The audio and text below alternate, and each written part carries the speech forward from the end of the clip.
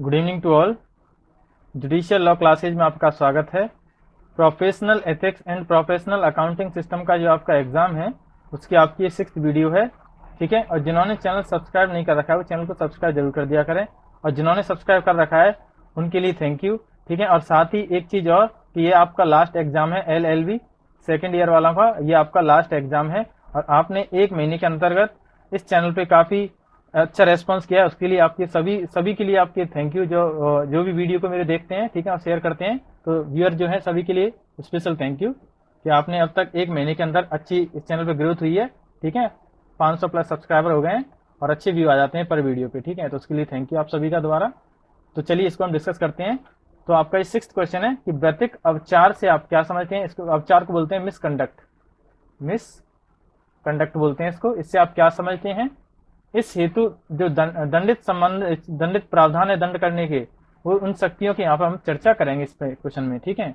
तो इसमें मिसकंडक्ट क्या है उसके संदर्भ में इसकी मेन क्वेश्चन की मेन पॉइंट देख लेते हैं। मुख्य बिंदु क्या है इसके, पहले परिचय देखेंगे इसमें, सेकंड पे देखेंगे इसमें वैयक्तिक अवचार क्या है उसका डिस्कशन करेंगे, थर्ड पॉइंट देखेंगे इसमें दंड देने की शक्तियां क्या है धारा 35 के अंतर्गत, और फोर्थ देखेंगे अपील धारा 37 के अंतर्गत। चलिए सबसे पहले इसमें परिचय। तो देखिए अधिवक्ताओं के संदर्भ में अपना एक कोड ऑफ कंडक्ट होता है, यानी आचार संहिता होती है जिसका उन्हें पालन करना होता है। ऐसे उनके कर्तव्य नियत होते हैं, ठीक है। और अधिवक्ताओं इस हेतु कोड ऑफ कंडक्ट हेतु ही अधिवक्ताओं की जो साख है वो निर्मित होती है, यानी अधिवक्ताओं की जो साख है जो निर्मित होती है एक व्यवसाय के लिए अनुकूल व्यवहार बनाने के लिए। और अधिवक्ता संबंधी ये जो व्यवसाय है ये उच्च स्तरीय बौद्धिक एवं नैतिक व्यवसाय माना जाता है।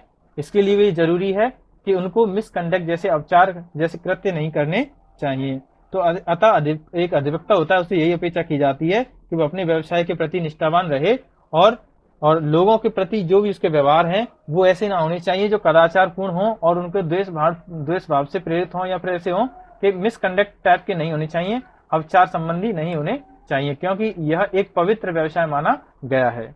चलिए सेकंड इसमें अपना टॉपिक रहेगा वैयक्तिक अवचार क्या है। तो यानी यह प्रत्येक कार्य की परिस्थितियों पर निर्भर करता है, यानी नॉर्मली वैयक्तिक अवचार जो है प्रत्येक कार्य की जो परिस्थितियां उसके अनुरूप उसको डिफाइन कर सकते हैं। इसकी कोई परिभाषा मूल रूप से कोई परिभाषा नहीं है कि इसकी ये मुख्य परिभाषा है, ठीक है। कंडीशन के हिसाब से इसको देखते हैं। सामान्यतः निम्नलिखित कार्यों को वैयक्तिक अवचार माना गया है। तो कुछ यहाँ पर उदाहरण दिए गए हैं। तो एक पक्षकार के संदर्भ में अगर हम देखें, पक्षकार के संबंध में अगर हम देखें तो पक्षकार को गलत राय देना अवचार के अंतर्गत देखा जाता है। मामलों में उपस्थिति ना देना भी अवचार के अंतर्गत देखा जाता है, यानी उचित समय पर सही तरीके से एक पक्षकार के संदर्भ में उपस्थिति ना देना भी अवचार के अंतर्गत देखा गया है। निष्ठा पूर्वक पैरवी ना करना, ठीक है, अवहेल ना करना, और एक तरह से पूरी तरह से सजगता से ना करना, कामों को टालना, ठीक है, इस तरह की चीजें निष्ठा पूर्वक नहीं रहती। तो इस तरह से पैरवी ना करना भी अवचार के अंतर्गत देखी जाती है एक पक्षकार के संदर्भ में। पक्षकार के संदर्भ में दुर्वी संधि कर लेना, अपने प्रतिपक्ष जो होता है या विरोधी पक्ष जो होता है उससे दुर्वी संधि कर लेना किसी प्रकार की, जिसकी हम पहले भी प्रीवियस क्लासेस में डिस्कस कर चुके हैं, ठीक है। मनमानी या अवैध फीस लेना, संपत्ति के साथ सम व्यवहार करना, इसका भी हम डिस्कशन कर चुके हैं कि संपत्ति के साथ व्यवहार कैसे किया जाता है। और राशि जमा ना कराना, यानी जो भी न्यायालय में उचित राशि पक्षकार के संदर्भ में या पक्षकार के जरिए जमा करानी होती है, उस राशि का अपने निजी कार्यों में उपयोग कर लेना, ये भी एक मिसकंडक्ट के अंतर्गत देखा जाता है। पत्रावलियां दस्तावेजों को रोकना, यानी एक पक्षकार के जो भी पत्रावली दस्तावेज होते हैं उनको उचित समय में न्यायालय में पेश करना और उनको रोकना एक तरह से, या तो उनको सही समय पर प्रस्तुत ना करना, ठीक है, या उनको अनावश्यक रूप से रोक करके रखना, जिससे क्या है जो भी वो मामला है उससे प्रतिकूल प्रभाव पड़ता है। तो ये भी एक मिसकंडक्ट के अंतर्गत देखा जाता है। धन का दुर्विनियोग करना, ठीक है, तो ये भी धन का दुर्विनियोग, उसका विक्रय कर देना, बंधक बना देना, जो भी पक्षकार का धन होता है, तो ये भी मिसकंडक्ट के अंतर्गत देखा जाता है।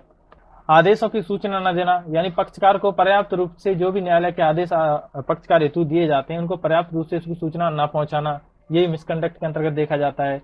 न्यायाधीशों के नाम पर रिश्वत ले लेना, पक्षकार से न्यायाधीश के नाम पर के इस प्रकार से मैं आपके केस को करवा दूंगा, क्लियर करवा दूंगा, और न्यायाधीश को आप कुछ एक तरह की रिश्वत बोल सकते हैं, रिश्वत देना, तो न्यायाधीश के नाम पर रिश्वत लेना, इस प्रकार की क्रियाएं भी मिसकंडक्ट के अंतर्गत देखी जाती हैं, अवचार के अंतर्गत आती हैं। अब ये तो पक्षकार के संदर्भ में देखे थे, जबकि दूसरा पॉइंट देखते हैं हम न्यायालय के संदर्भ में अवचार। तो न्यायालय में आपत्तिजनक शब्दों का प्रयोग भी अवचार के अंतर्गत आता है। अनावश्यक रूप से उत्तेजित हो जाना न्यायालय में, ये भी अवचार के अंतर्गत है। न्यायाधीशों पर मिथ्या लांछन लगाना, ठीक है, ये भी मिसकंडक्ट के अंतर्गत आता है। निर्णयों, आदेशों आदि पर टीका टिप्पणी करना जो अनावश्यक हो और विधि के तहत ना हो, इस प्रकार की क्रियाएं भी एक अधिवक्ता के लिए अवचार के संदर्भ में देखी जाती हैं। इसमें मुख्य रूप से केस देख लेते हैं, ठीक है। तो इसमें हरिश्चंद्र तिवारी वर्सेज बैजू का केस है। इसमें यह है कि एक अधिवक्ता द्वारा जो प्रतिकर की राशि थी उसको पक्षकार को संदाय नहीं किया जाता है, उसे अपने स्वयं के उपयोग के लिए उसे रोक लिया जाता है, उसके साथ समव्यवहार किया जाता है। तो एक मिसकंडक्ट के अंतर देखा गया था इस केस में, जो दंडनीय अपराध माना गया। थर्ड पॉइंट है अपना दंड देने की शक्तियां, धारा 35 के अंतर्गत।